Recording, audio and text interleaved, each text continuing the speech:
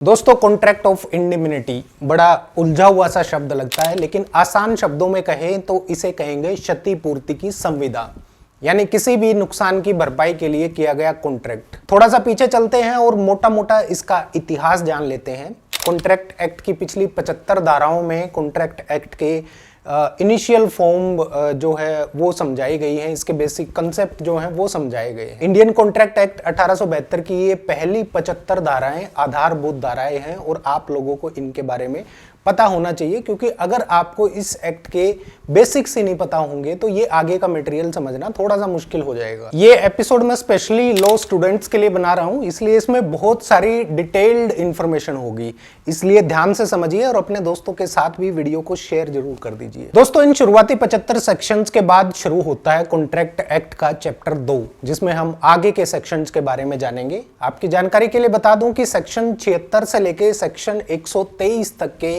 सभी सेक्शंस को the sale of goods act 1930 के तहत रिपील कर दिया गया है, यानी चैप्टर 7 में जो माल विक्रय या सामान बेचने से संबंधित जो प्रावधान किए गए थे उनको the sale of goods act 1930 से रिप्लेस कर दिया गया है, वो खत्म हो गए हैं। और उसके बाद अब कॉन्ट्रैक्ट एक्ट सीधा सेक्शन 124 से दोबारा शुरू होता है और सेक्शन 124 के बाद के सभी सेक्शंस कॉन्ट्रैक्ट एक्ट के स्पेसिफिक नेचर के बारे में डिफाइन करते हैं। आज की इस वीडियो में हम बात करेंगे इंडिमिनिटी यानी क्षतिपूर्ति के बारे में। सबसे पहले जान लेते हैं कि कॉन्ट्रैक्ट ऑफ इंडिमिनिटी क्या होता है। कॉन्ट्रैक्ट एक्ट के सेक्शन 124 में इंडिमिनिटी को डिफाइन किया गया है और बताया गया है कि कॉन्ट्रैक्ट ऑफ इंडिमिनिटी यानी क्षतिपूर्ति की संविदा एक प्रकार की समाश्रित संविदा है।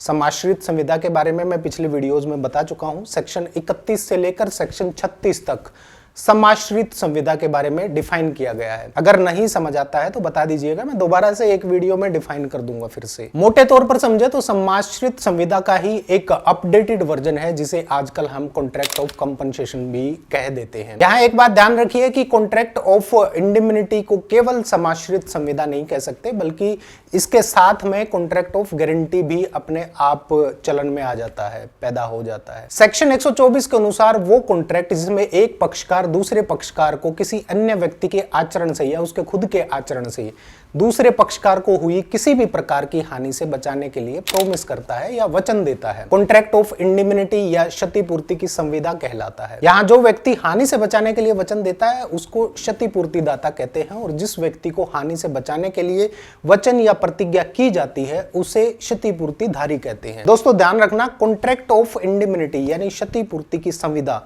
भविष्य में घटने वाली घटनाओं पर आधारित होती है। इस एक्ट में साफ साफ डिफाइन किया गया है कि इसके अंतर्गत केवल ऐसी हानियां, ऐसे डैमेजेस से बचाने के लिए प्रतिज्ञा होती है जो प्रतिज्ञाकर्ता के खुद के आचरण या किसी अन्य व्यक्ति के आचरण से उत्पन्न हुई है या होने की आशंका हो। मेन फैक्ट्स बता देता हूं।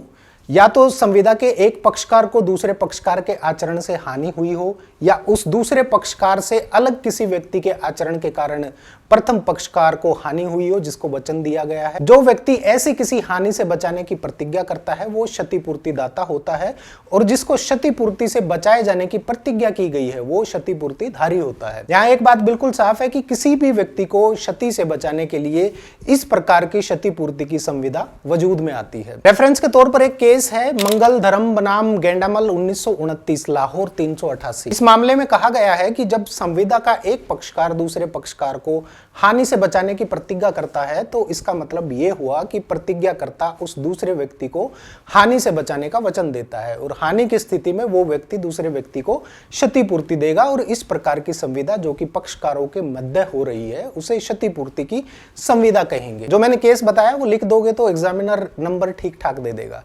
अब बात करते हैं हानि की।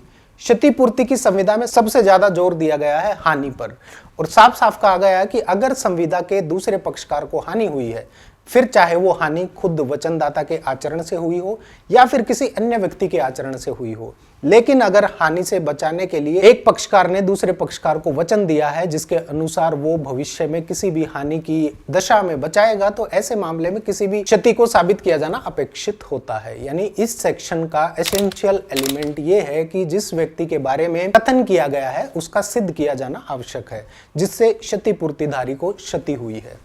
अगर वास्तव में क्षतिपूर्तिधारी का नुकसान हो जाता है तो क्षतिपूर्तिदाता अपने दायित्व के प्रति आबद्ध हो जाता है, बाउंड हो जाता है, और ऐसे में वो हानि या क्षति होने की स्थिति में अपने वचन से मुकर नहीं सकता। सेक्शन 124 के तहत क्षति का मतलब है ऐसी क्षति या हानि जिसका कानून की नजर में कुछ महत्व हो, यानी the damage must be tangible और legally significant, it should not be very minor. Damage या क्षति को लेकर कुछ फैक्ट्स डिसाइड किए गए हैं जो किसी भी डैमेज में मेजर रोल प्ले करते हैं, जैसे ऐसा नुकसान जो किसी एक्चुअल डैमेज के कारण हुआ हो और वो किसी भी प्रकार के संदेह या डाउट से परे होना चाहिए, उस पर किसी तरह की इफ एंड बट नहीं होनी चाहिए, जिससे साफ समझा जा सके कि असल में वादी को नुकसान हुआ, क्षति हुई है। लॉस रीजनेबल होना चाहिए, डैमेज से पहले ही दोनों पक्षकारों के बीच एक वैलिड एग्रीमेंट हुआ हो ताकि प्रतिवादी वादी को हुई हानि की दशा में उसे कंपनसेट कर सके। And last one, the damage has been completely proven.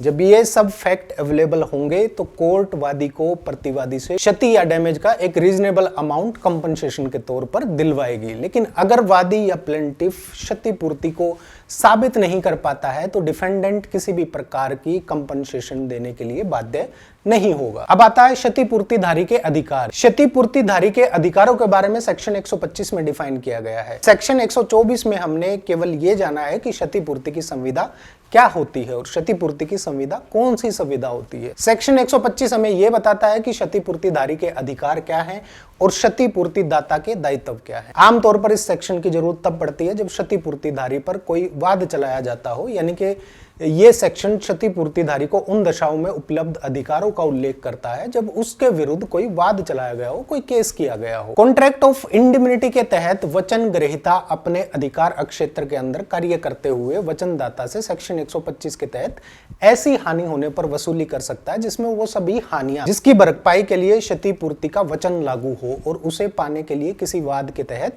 विवश किया जाए, यानी कि ऐसा कोई डिस्प्यूट जिसको रिजोल्व करने के लिए मजबूरन कोर्ट जाना पड़े, या ऐसे किसी वाद को लाने में लगने वाले सभी खर्चे और ऐसी सभी राशि जो किसी डिस्प्यूट के सेटलमेंट के लिए दी गई हो और वो समझौता वचनदाता के आदेशों के अनुकूल रहा हो या क्षतिपूर्तिदाता ने उस मामले का समझौता करने के लिए किसी को प्राधिकृत किया हो, तो ऐसे में क्षतिपूर्तिधारी वसूली करने का अधिकार रखता है। दोस्तों, सेक्शन 125 क्षतिपूर्तिधारी को एक तरह से उपचार उपलब्ध करवाने का काम करता है। इस सेक्शन के तहत जिस व्यक्ति को क्षतिपूर्ति का वचन दिया गया है वो व्यक्ति क्षतिपूर्ति नहीं होने की स्थिति में कोर्ट से उपचार प्राप्त कर सकता है। क्षतिपूर्ति के संबंध में इंडियन कॉन्ट्रैक्ट एक्ट के इस सेक्शन के तहत सभी रेमेडीज को लेकर प्रोविजन किए गए हैं जिनको आप ध्यान से पढ़ सकते हैं। तो ये है दोस्तों पूरा कॉन्ट्रैक्ट ऑफ इंडिमिनिटी यानी क्षतिपूर्ति की संविदा।